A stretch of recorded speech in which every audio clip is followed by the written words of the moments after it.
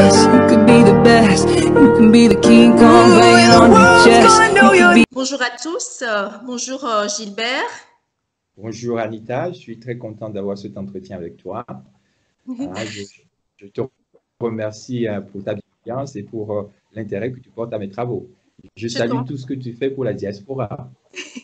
Je t'en prie, je t'en prie. Donc aujourd'hui, vous tous qui me suivez sur ma chaîne Abondance Multiple, je reçois Gilbert Bessaya. Gilbert Bessaya est un compatriote, un Togolais comme moi, que j'ai eu l'occasion de connaître en 2011 dans le cadre de la Semaine de la Solidarité internationale, lors de laquelle je l'ai invité à venir présenter son premier roman.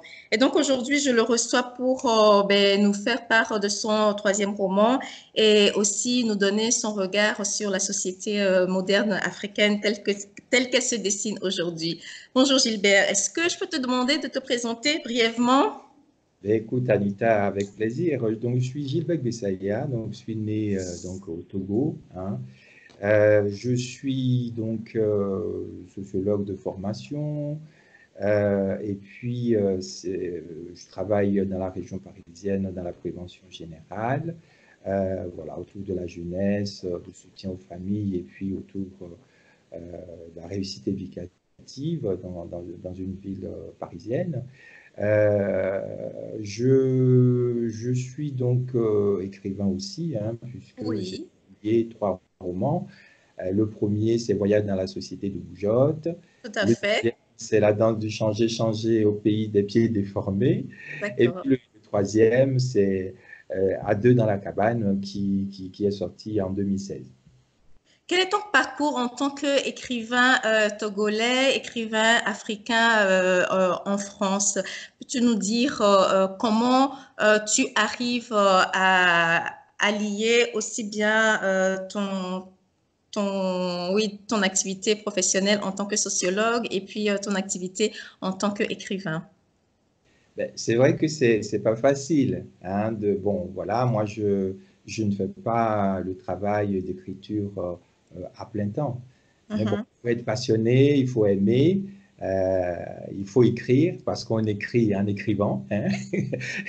Et c'est vrai que quand on aime, on essaye de faire le maximum. Bon, voilà, on travaille tard.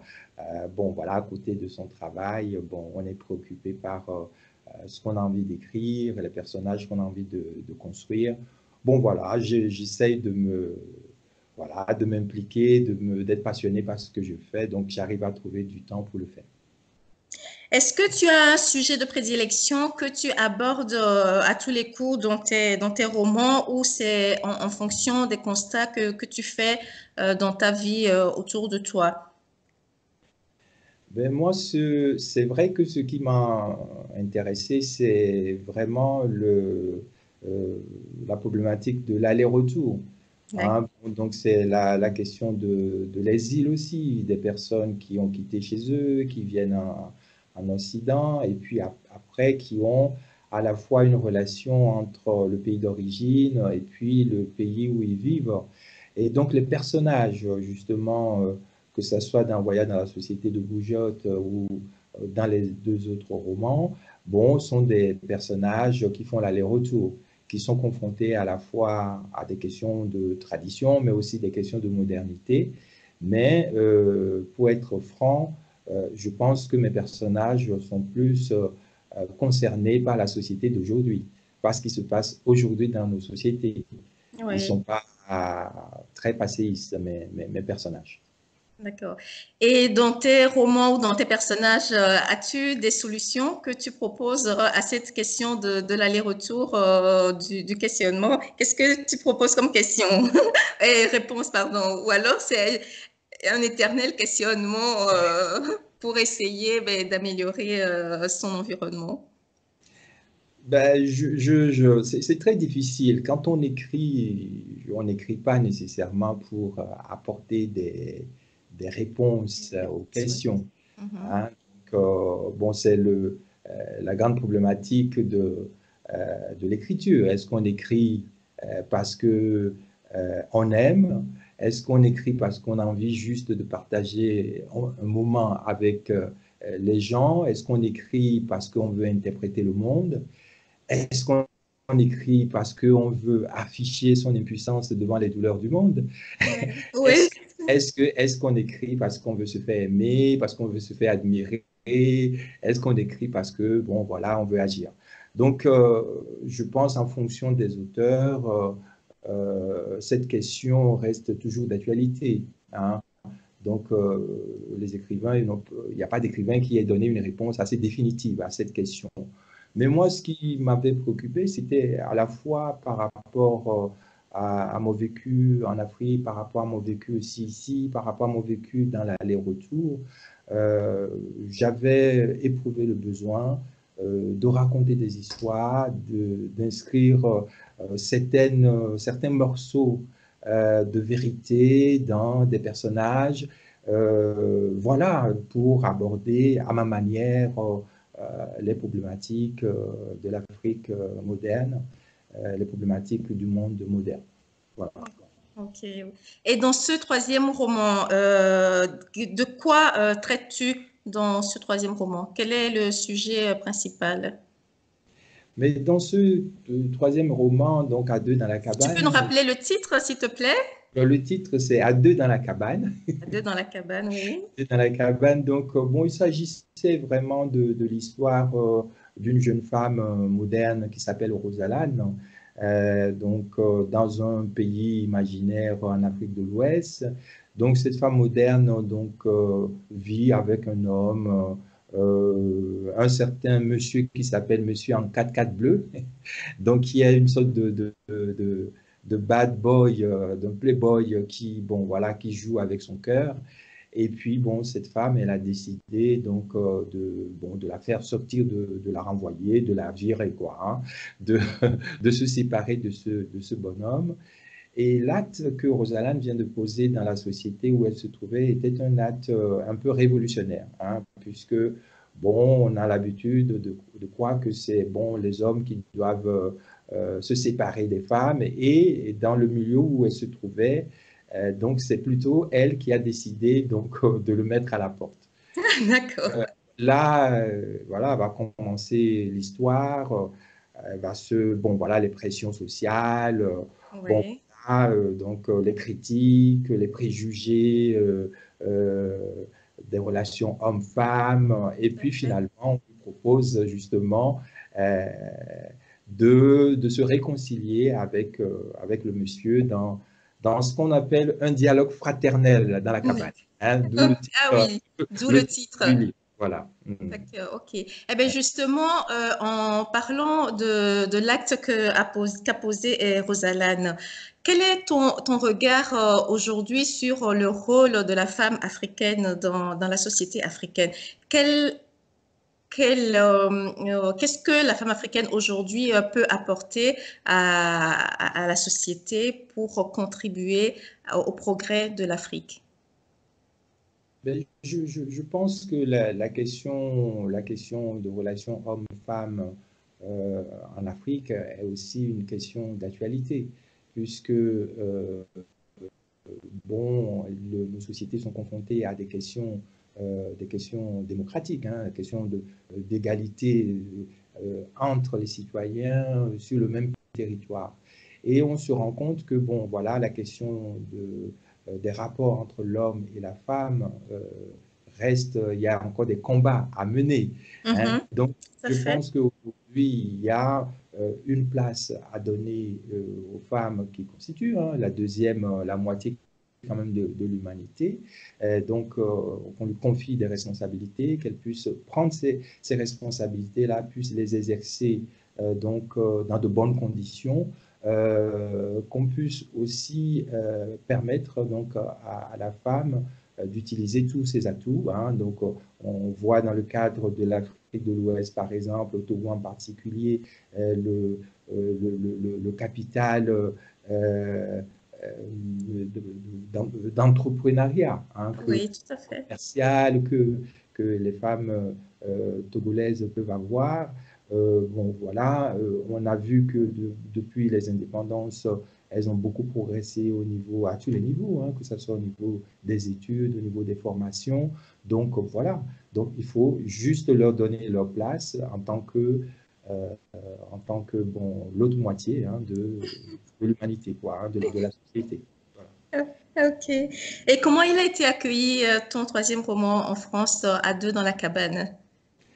Alors, à deux dans la cabane, alors ça a été accueilli. Alors, moi, j'ai plutôt beaucoup reçu des messages de la part d'Afrique aussi, parce que quand le roman était sorti, j'étais invité à Abidjan pour en parler un peu, puisque j'avais une intervention là-bas. Et au Togo, aux États-Unis et dans les autres pays, j'ai reçu vraiment, alors beaucoup de messages de la part des féministes hein, qui ont été très intéressés par la situation de Rosalane, qui se Oui, retrouvaient dans ce qu'elle a vécu tout à et fait. qui m'ont encouragé à encourager les femmes. Très bien. Et ben, alors, ben, dans cette démarche de promotion de tes œuvres, un jeune qui se lance dans l'écriture aussi, qui est tenté par l'écriture, quels sont les conseils que tu peux donner? Quelles sont les pistes, les portes auxquelles il faut aller frapper pour ben, l'aider à réaliser son souhait d'écrivain aussi comme toi? Ben, c'est vrai que c'est un peu compliqué aujourd'hui parce que bon, mes romans se déroulent dans la société que j'avais appelée la société de Boujotte. Et dans Oui. la société de Boujotte, c'est une société vraiment où on va mettre un peu l'accent sur l'argent, sur la possession des biens, sur la richesse, comme un élément qui permet de valoriser les gens dans la société. Bon. Alors, ce qui se passe en Afrique, c'est que avec la société de Boujotte, ne sont considérés que les gens qui arrivent donc à posséder des biens et puis à les montrer dans la société. Donc, ils sont les plus aimés dans leur famille, ils sont les plus aimés dans leur quartier, ils sont les plus aimés dans les administrations, les passe-droits qu'ils peuvent avoir. Et de plus en plus, on a tendance à faire croire que pour exister socialement, il faut absolument être juste une personne Qui possède, possède. qui possède des Oui. enfants. Donc, du Oui. coup, dans une société comme ça, les jeunes qui sont déclassés, les jeunes qui ont fait les études, qui n'ont pas trouvé leur place dans la société, qui Oui. font l'expérience du chômage de longue durée, qui sont dévalorisés dans leur famille, à qui on va dire ben, les études ne servent à rien, ben, si vous lui dites d'écrire, ben, il va vous dire, mais est-ce que l'écriture nourrit son homme ou pas? Bon, donc je pense que le premier conseil que je vais leur donner face à cette société de bougeotte qui décourage les passions, c'est Oui. de leur Du dire, courage de quand patient, vous oui. aimez écrire, il faut écrire. Il faut Oui. le faire. Il faut le faire, mais il ne faut pas vous poser, il faut pas vous poser la question d'avance de savoir est-ce que ça va apporter quelque chose ou pas. Ce qui compte, c'est de mettre en valeur vos talents, d'aller jusqu'au bout de ce que vous faites, de cultiver l'excellence quand vous le faites, et puis après, on laisse le public décider. Hein. Oui. On laisse le public décider. Donc, on écrit en écrivant, il faut y aller, il ne faut pas poser la question de l'utilité d'un roman aujourd'hui dans la société africaine avant Ah oui, d'écrire. parce qu'il y a pléthore aussi de romans, hein. Tous les ans, quand on écoute les rentrées littéraires, ben, on se demande comment on en arrive encore à écrire et donc tout à fait. Et effectivement que cela peut être décourageant de se dire est-ce que ben, j'arriverai à faire ma place et surtout pour on va dire ben, un jeune qui se lance, ben, la question pourrait quand même se poser. Bien sûr, ce que je voulais vous dire, c'est qu'on n'écrit pas pour nécessairement devenir riche. On écrit parce que déjà on a envie d'écrire, de raconter une histoire. Oui, C'est un alibi pour échanger avec le monde, pour oui, créer la connexion avec le monde. C'est aussi, euh, c'est par aussi l'écriture qu'on peut éveiller, qu'on peut prendre des positions sur des questions. Donc, oui, c'est un acte de citoyenneté, hein, tout à tout fait. court. Et je pense que quand on a envie de faire les choses, il faut les faire. Ok, tout à fait. Eh ben justement, par l'écriture, ben, il faut se cultiver, il faut apprendre à se connaître. Et tu m'avais envoyé il y a quelque temps une vidéo sur la maison d'édition Présence africaine à Paris. Quel message voulais-tu me faire passer en envoyant, et je suppose que tu l'as envoyé aussi à d'autres personnes, quel message voulais-tu faire passer en diffusant cette vidéo-là? Ben, écoutez, moi, il se fait que la présence africaine, je n'ai jamais publié là-bas, mais je les connais un peu et je sais le travail formidable qu'ils font. Hein. Donc, dans la promotion aussi des œuvres africaines, mais c'est aussi le lieu où, bon, à Paris, on peut aussi rencontrer tous les grands auteurs, bon, voilà, de la diaspora. Hein, Oui, de Macambou, bon, à, à Kossé-Fui ou d'autres personnes bon, qui sont, qui ont le vent en poupe au oui. niveau de la littérature africaine. Donc voilà, c'était juste pour donner un coup de main, un coup de pouce à cette édition qui fait un travail formidable dans un monde où la question d'édition devient quelque chose de très difficile parce que, bon, voilà, le livre lui-même, par rapport aux nouvelles technologies, Oui. est en train d'être concurrencé aussi par beaucoup de médias et que, bon, résister à travers le livre dans une situation comme ça, ce n'est pas facile. Donc, il faut savoir encourager bon, les gens qui ont besoin d'être encouragés. Ok. Donc, je me suis dit, du côté de Bruxelles, tu pourrais faire quelque chose dans ce sens-là de soutien. C'est pour ça que je te l'ai envoyé cette vidéo. Ok, ça va, je ferai le suivi, le nécessaire. Je l'avais déjà diffusé à mes contacts, mais bon, c'est bien de me le rappeler pour ben, aussi le rappeler régulièrement à mes autres contacts, permettre de faire connaître la littérature africaine aussi par ici, pourquoi pas. Euh, tout à fait. Tout à fait, oui. Oui. Alors, en termes d'événements culturels, d'éducation, pas d'éducation seulement école, diplôme, mais quels sont les exemples concrets ou des modèles que tu peux nous exposer pour amener les communautés à se mobiliser dans un projet commun de cohésion sociale? Je me souviens que dans ton premier livre, La danse au pays des bougeottes, il était question aussi de cohésion sociale, de comment construire une solidarité qui ne pèse pas uniquement sur les personnes nanties dans les familles. Oui, non, mais c'est ça. C'est vrai que dans la société de Boujotte, on s'est rendu compte que on a créé une société, c'est une société inégalitaire. Vous Mhm. avez d'un côté ceux pour qui les choses marchent bien Oui. et d'un autre côté ceux pour qui les choses ne marchent pas bien. Et on s'est rendu compte que dans cette société de Boujotte-là, on a assisté ces dernières années au délitement de la solidarité. Vous savez que pendant longtemps, l'Afrique s'est présentée au monde entier comme le siège de la solidarité.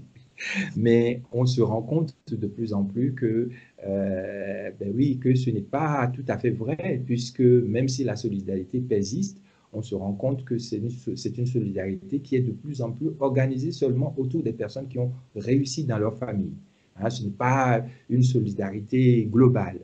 Donc, à partir de ce moment-là, donc il est question, bien entendu, de tout faire pour revitaliser hein, la solidarité en Afrique. On se rend compte que bon, nos personnes âgées, on commence à avoir des personnes âgées seules à la maison, on commence à voir les enfants seuls dans la rue, hein, les handicapés, les personnes fragiles, les chômeurs. On se rend compte que bon, on a une solidarité qui n'est pas à la hauteur des besoins. Donc, Mhm.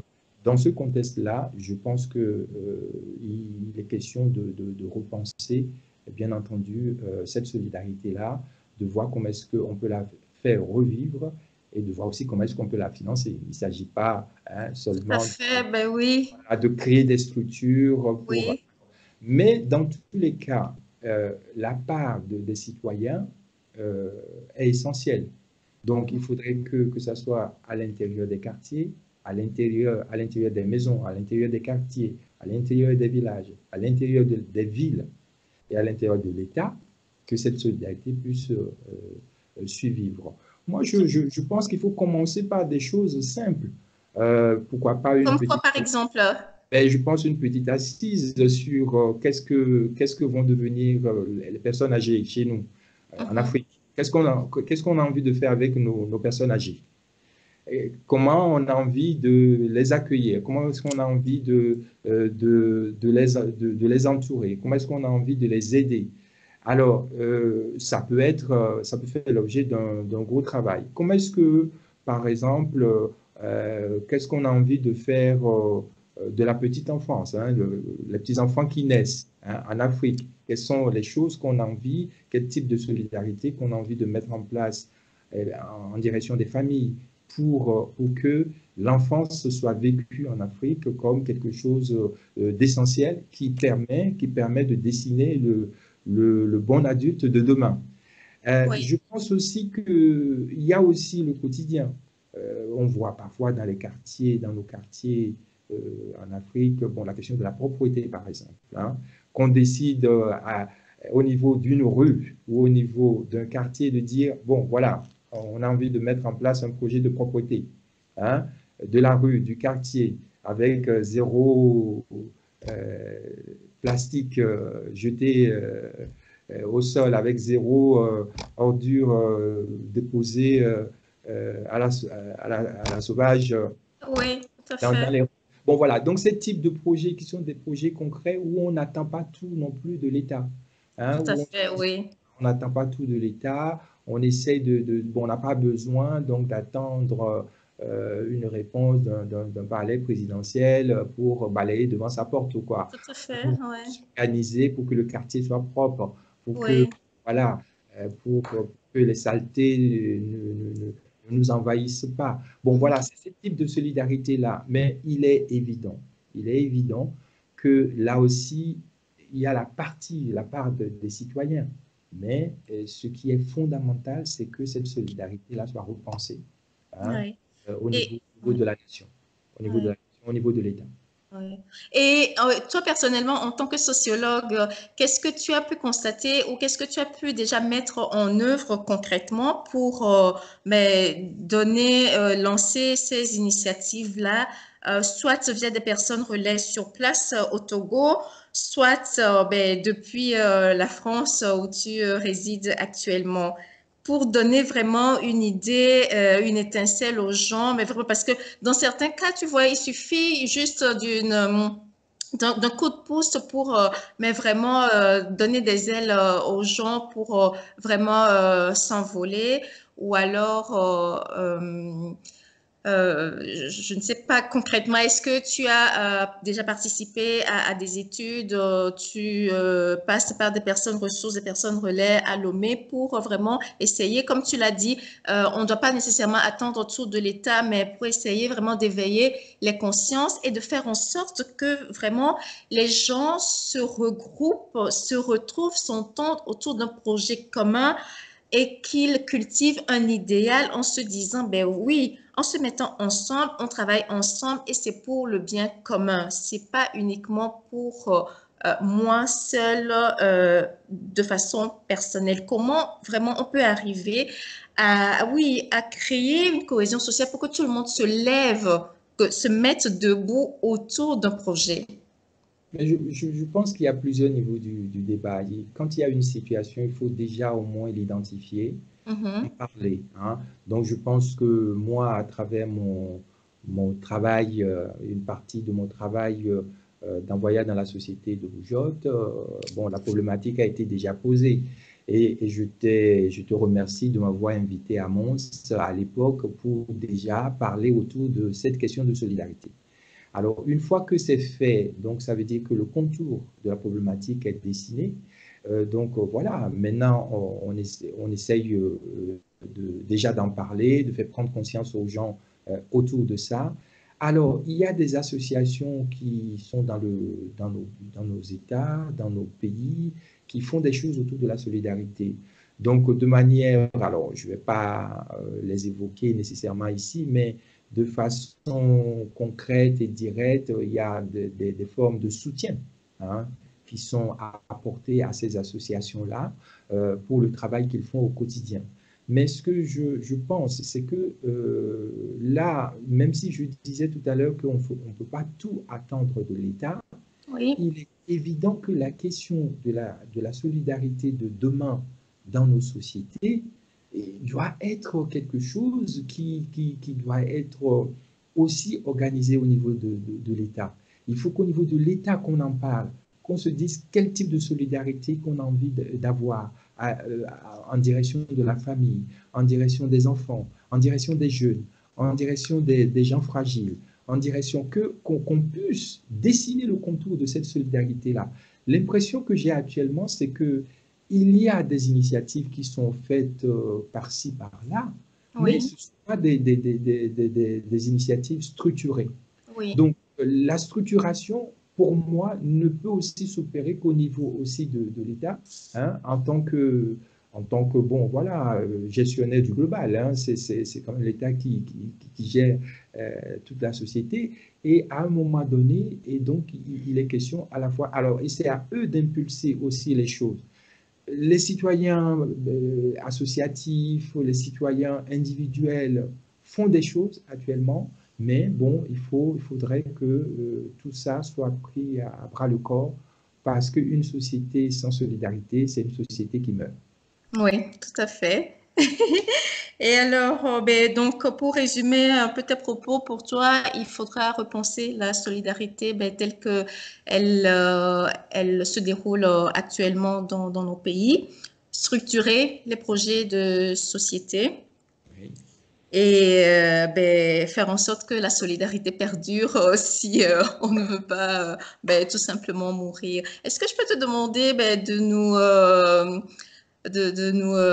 donner ton mot de fin sur ton regard sur la société africaine moderne en tant qu'écrivain et en tant que sociologue? Ben, je pense qu'au niveau je pense que la société actuelle, la société moderne, donc en tout cas en Afrique de l'Ouest, est effectivement une société de bougeotte. C'est une société différente, hein, de ce qu'on a connu jusqu'à maintenant. C'est une société où les choses semblent aller très vite, hein, pour Oui, plusieurs raisons. Alors, la première raison, vous savez que c'est des sociétés qui sont en train de naître, de bouger à travers aussi le phénomène de mondialisation, par exemple. Hein. mhm, mhm. Vous savez, ce ne sont plus des sociétés isolées comme il y a 100 ans de ça.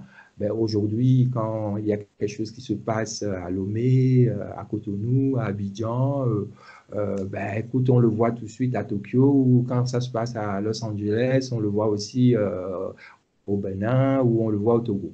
Bon, Oui, donc, ce sont des sociétés qui sont connectées. Et donc, les choses qui se passent, le mouvement du monde est en train de pousser ces sociétés-là. Donc, il y a de la vitesse qui sont en oui, tout à dans fait, ces oui. sociétés-là. Ouais. Le deuxième élément qui me paraît essentiel, c'est à la fois le fait qu'on ne peut plus, après 50 ans d'indépendance, après, euh, avec ce phénomène aussi de la mondialisation, ben, on se rend compte que ben, maintenant, on ne peut plus dire qu'on n'est pas, que nos sociétés ne sont pas envahies par les valeurs de l'économie libérale.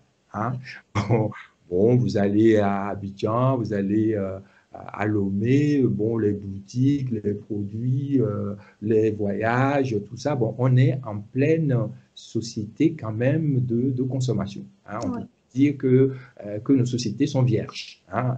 Bon, voilà, on n'a plus de virginité à aller rechercher dans nos sociétés. Donc, le phénomène de mondialisation et le fait qu'aujourd'hui, on est aujourd'hui influencé fortement par la société de consommation, font que les gens, le comportement des gens sur le terrain n'a plus rien à voir avec ce qu'on a il y a quelques années.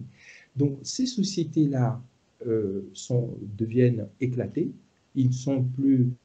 Alors, moi, je pense personnellement qu'aujourd'hui, dans cette société de bougeotte qui est une société inégalitaire, on a deux figures de citoyens qui apparaissent. Il Oui. y a bien entendu la figure de la personne qui a réussi, hein, Oui. qu'on a, bon, ça peut être l'homme en 4x4 bleu, hein, donc Oui, tout à là, fait. bon, voilà. Et puis, il y a la figure de la personne à qui les choses ne marchent pas. Ouais. Quand vous allez aujourd'hui en Afrique, vous savez qui est qui. Dès Oui. que vous voyez une personne, vous savez où le placer. Ouais. Hein, s'il est du côté des personnes qui ont réussi et des personnes qui n'ont pas réussi. Mhm. Le problème, c'est que actuellement, les problématiques qu'on a à gérer sont des problématiques qui concernent à la fois ceux pour qui les choses marchent et ceux pour qui les choses ne marchent pas. Ceux pour qui les Mhm. choses marchent, ils ont besoin aujourd'hui de la sécurité, ils ont besoin pour protéger leurs biens.